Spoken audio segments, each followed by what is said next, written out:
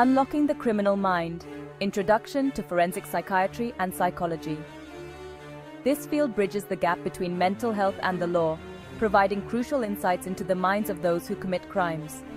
The human mind is a complex and often dangerous puzzle. Understanding it requires a deep dive into the intricacies of human behavior, mental health disorders, and the psychological triggers that can lead to criminal actions. As a former FBI profiler, I've spent decades trying to understand the motivations and patterns behind criminal behavior.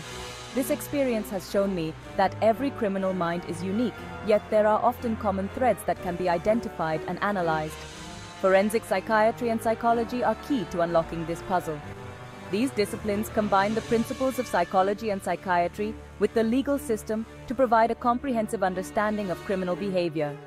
Forensic psychiatrists and psychologists are like detectives of the mind. They delve into the mental states of individuals, seeking to uncover the underlying reasons for their actions. They work with law enforcement to understand the why behind a crime. They analyze evidence, interview suspects, and assess the mental health of individuals involved in criminal activities, and create profiles of unknown offenders. These profiles help law enforcement agencies narrow down their search and understand potential future behaviors of suspects. These highly trained professionals use their knowledge of human behavior, mental illness, and the legal system to help solve crimes. They provide critical insights that can lead to breakthroughs in investigations. They provide valuable insights that traditional investigators might miss. Their expertise can reveal hidden motives, predict future actions, and offer strategies for interrogation and negotiation. Their work helps bring justice to victims and hold perpetrators accountable for their actions. By understanding the psychological aspects of crime, they contribute to a more effective and humane justice system. Inside the brain of a criminal, the role of behavioral analysis. Behavioral analysis is a critical tool in the field of forensic psychology, offering deep insights into the minds of those who commit crimes. One of the most fascinating aspects of forensic psychology is behavioral analysis. It involves a meticulous examination of an offender's actions, habits, and patterns to understand their thinking and predict their future behavior. This process is not just about looking at what the criminal did, but also why they did it. This involves studying an offender's actions to understand their thinking and predict their future behavior. By delving into the psychological makeup of the criminal, experts can uncover underlying motives and triggers that led to the crime. This understanding can be pivotal in preventing future offenses. By analyzing the crime scene, the victim's background, and any available evidence, we can start to build a picture of the offender's personality, capabilities, and motives. Each piece of evidence, no matter how small, can provide a clue to the puzzle. The way a crime scene is left can tell a story about the criminal's state of mind and their level of planning. For example, the way a crime scene is organized, the type of weapon used, and the interaction with the victim can reveal a lot about the offender's state of mind and their relationship to the victim. An organized crime scene might suggest a methodical and calculated individual, while a disorganized scene could indicate impulsiveness or panic. This information is crucial for investigators, as it allows them to narrow down their suspect pool and develop effective interview strategies. By understanding the psychological profile of the suspect, detectives can tailor their questioning to elicit more revealing responses. This strategic approach can significantly enhance the chances of solving the case and bringing the offender to justice. Painting a portrait of the perpetrator, constructing a criminal profile. Criminal profiling is both an art and a science. It involves using behavioral analysis, psychological principles, and investigative experience to create a hypothetical portrait of the unknown offender. This profile typically includes the offender's likely age, gender, race, occupation, social background, and psychological characteristics. It's important to remember that profiling is not about pointing fingers at specific individuals. It's about providing investigators with a framework for understanding the type of person they are looking for. A well-constructed profile can help direct the investigation, prioritize leads, and even anticipate the offender's next move.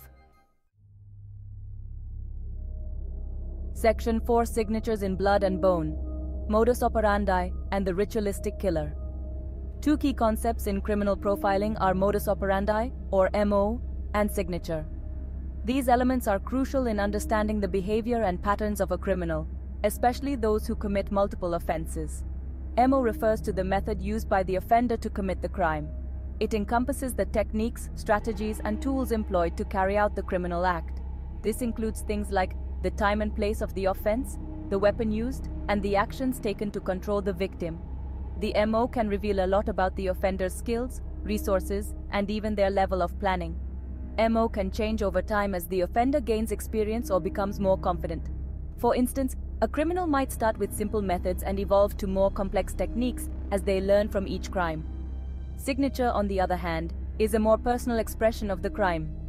Unlike MO, which is about the practical aspects of committing the crime, the signature is about the emotional or psychological needs of the offender.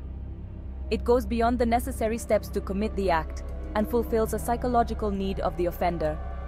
This could be anything from a specific ritual performed at the crime scene to a unique way of leaving a mark. For example, a serial killer might leave behind a specific object at the crime scene.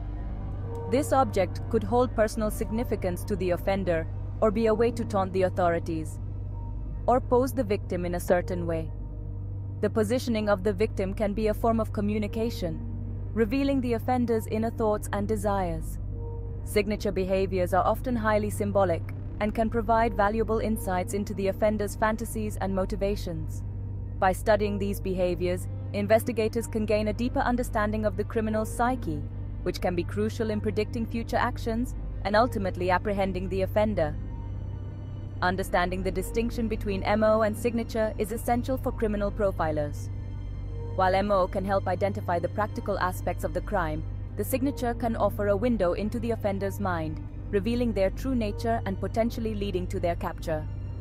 In conclusion, the interplay between modus operandi and signature is a dance of practicality and psychology. It is through this intricate balance that investigators can piece together the puzzle of a criminal's behavior, bringing them one step closer to justice. Section 5. The Devil's in the Details, Victimology and its Impact on the Investigation. Victimology is the study of the victim's life and how it may have contributed to their victimization.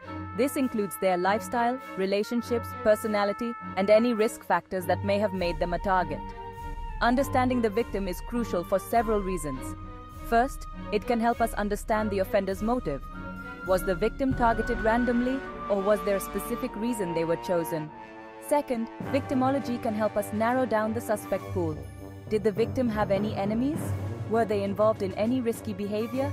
Finally, victimology can help us develop a timeline of the crime and establish the victim's last known whereabouts.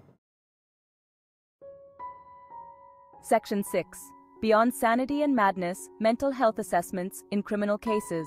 Forensic psychiatrists and psychologists are often called upon to conduct mental health assessments of individuals involved in the criminal justice system.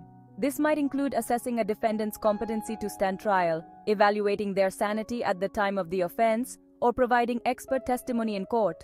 These assessments require a deep understanding of both mental illness and the legal system. It's important to remember that not all criminals are mentally ill, and not all mentally ill individuals are criminals. However, mental illness can play a role in criminal behavior, and it's essential to have qualified professionals who can assess these complex issues.